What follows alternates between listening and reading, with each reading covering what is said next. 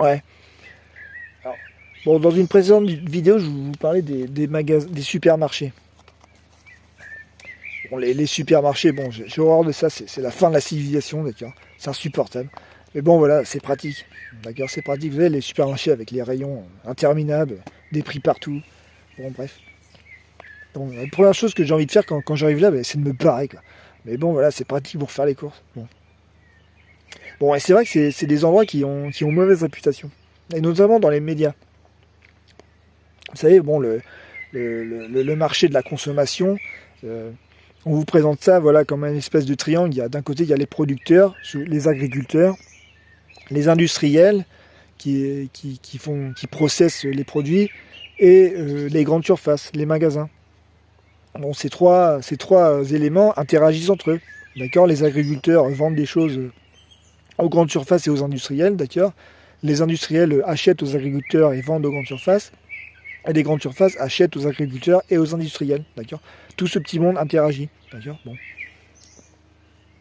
Et souvent dans les médias, bon, alors, on a tendance à montrer les agriculteurs comme des victimes de ce système parce qu'ils se font mettre la pression par des grosses entreprises et les grandes surfaces par les profiteurs. Par les profiteurs, parce que c'est vrai que les grandes surfaces ne produisent rien, ils font de la marge.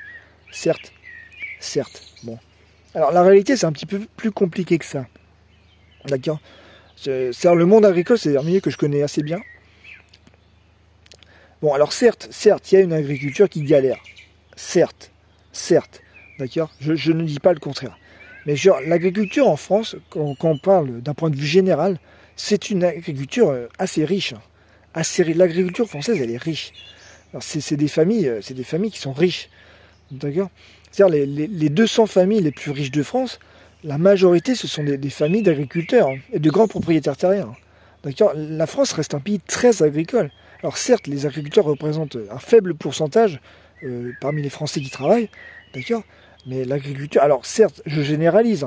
Il y a évidemment qu'il y a des agriculteurs qui galèrent. D'accord. Il y a plein de réalités. C'est très hétérogène l'agriculture. D'accord. Mais celui de l'agriculture, c'est quelque chose qui est syndicalisé. D'accord. C'est un lobby. C'est un lobby très puissant. D'accord. Donc souvent, voilà, c'est présenté, voilà, comme du Émile Zola. D'accord. Souvent, on voit des agriculteurs qui manifestent, qui bloquent des routes avec des machines qui coûtent le prix d'une baraque et qui nous disent qui vivent dans le tiers-monde. Non. Vous savez, souvent les agriculteurs qui vous disent qu'ils ne se versent pas de salaire, qui ne se versent pas de salaire, mais en fait, ils ne se versent pas de salaire après capitalisation. C'est-à-dire après avoir mis de l'argent de côté. C'est-à-dire qu'ils voilà, ils mettent de l'argent de côté pour leur retraite parce que les agriculteurs ont une très faible retraite. Mais souvent, les agriculteurs, quand ils partent à la retraite, ils ont un gros patrimoine, d'accord. Ils partent avec 6 chiffres sur le compte en banque, hein, et même voire plus. Voire plus, d'ailleurs, ils partent avec plus que ce qu'un mec du tertiaire a mis de côté. Hein. D'ailleurs, souvent, il y a ça chez les agriculteurs. Alors, je généralise. Certes, il y a des agriculteurs, des petits agriculteurs qui galèrent. Certes, certes, mais l'agriculture qui est syndicalisée, que vous voyez dans les médias, d'accord, c'est des gens, franchement, c'est pas les gens qui ont les pires conditions de vie du pays. Hein. Loin de là. Hein. Loin de là. C'est-à-dire, souvent, on a vraiment une vision, mais pays de cocagne, de l'agriculture. Alors, certes, c'est bien. Moi, j'aime bien les agriculteurs. J'aime bien, mais c'est plus compliqué que ça. C'est plus compliqué que ça. Et en face, on a tendance à présenter les grandes surfaces comme le diable. Comme le diable, parce que certes, ce sont des intermédiaires. Ils ne produisent rien, ils ne font que de la marge sur ce qu'ils achètent. Et certes, des fois, ils utilisent un pouvoir de pression sur les agriculteurs pour négocier les prix à la baisse. Certes, certes. Mais si vous voulez, les grandes surfaces, c'est un secteur économique qui embauche beaucoup. Et qui embauche notamment des femmes peu formées, qui embauchent un prolétariat féminin peu formé, et qui aident ce prolétariat féminin à s'intégrer au marché du travail. Souvent, c'est un premier pas pour des femmes qui n'ont pas fait beaucoup d'études, d'avoir un boulot, de se lancer dans une vie professionnelle, et peut-être de monter en grade, ou d'avoir la confiance pour se lancer dans une formation derrière. Vous voyez ? C'est pas le diable les grandes surfaces. Alors certes, moi je déteste les grandes surfaces d'ailleurs, mais voilà, il y a aussi une utilité. C'est un secteur qui embauche beaucoup, et notamment des femmes. D'accord ? Donc le fait que ce secteur fasse de la marge, alors certes, bon, des fois c'est abusif, certes, ça peut être abusif, mais ça permet d'embaucher un prolétariat féminin. Vous voyez ? Donc il y a pas de méchants dans l'histoire, il n'y a pas de méchants, il n'y a que des gentils, d'accord ? Il n'y a que des gentils qui défendent leurs intérêts. C'est normal que les syndicats agricoles défendent leurs intérêts. tous les agriculteurs méritent d'avoir une belle vie, évidemment. Mais voilà. Et au milieu, tu as les industriels. Alors personne n'en parle parce que les industriels, c'est un milieu qui est peu syndicalisé. C'est-à-dire, eux, ils la ferment, ils font profil bas. Mais eux aussi, ils font de la marge. Hein. Eux aussi, eux aussi, ils s'en profitent bien.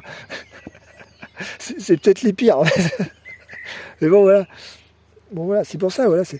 La réalité est plus compliquée que ce que vous voyez dans les médias. Hein. Souvent, c'est vraiment les pauvres petits agriculteurs qui sortent de chez Misola, hein, qui gagnent rien, qui n'arrivent plus à manger. Alors que non, quoi, je veux dire, enfin, il y en a qui galèrent, certes, mais souvent les agriculteurs qui vous disent qu'ils n'ont pas de salaire, mais derrière sur le compte en banque ils sont 6 chiffres. Hein. D'ailleurs, ils veulent pas y toucher parce que c'est la retraite. Mais voilà, quoi, je veux dire, bon, ils ont du patrimoine, d'accord. Bon, et en face, voilà, les grandes surfaces, bah, ça aide des femmes, notamment souvent des jeunes femmes qui ont fait peu d'études, de se lancer sur le marché du travail, d'avoir la confiance, et puis derrière de faire une petite formation. Vous voyez, trucs comme ça. En plus, c'est des métiers qui sont difficiles. Hein. Notamment, voilà, quand je vois une gamine qui fait de la mise en rayon, je vois des gamines de 20 ans. Bon, voilà, j'évite le rayon, j'évite de l'embêter, parce que la mise en rayon, c'est chiant. La mise en rayon, c'est très chiant, d'accord. Donc, quand vous voyez une gamine faire de la mise en rayon, d'accord, évitez le rayon, d'accord. Alors, revenez quand elle aura fini, d'accord. Vous voyez, donc, c'est plus compliqué que ce qu'on voit dans les médias, d'accord. Voilà, juste ça. Il n'y a pas de méchants dans l'histoire, d'accord. Il n'y a pas de méchants, il n'y a que des gentils, d'accord. Mais voilà, tout le monde défend ses intérêts, c'est normal, c'est normal. Mais voilà, souvent, les médias, c'est très caricatural, hein. C'est très caricatural. Donc voilà, juste ça.